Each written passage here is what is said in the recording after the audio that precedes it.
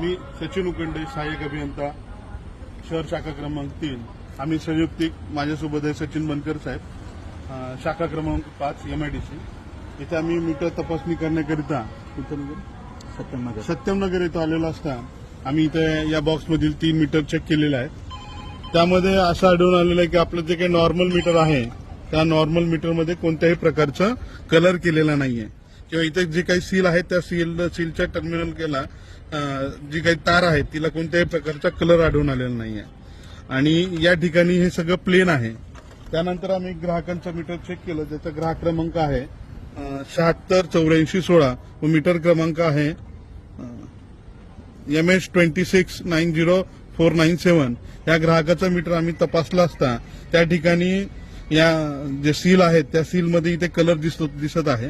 तसंच या ठिकाणी ऑइल पेंटच्या साह्याने हे पूर्णपणे या ठिकाणी ओपन केलेलं आहे आणि त्यावरती ऑइल पेंटचा कलर मारलेला आहे.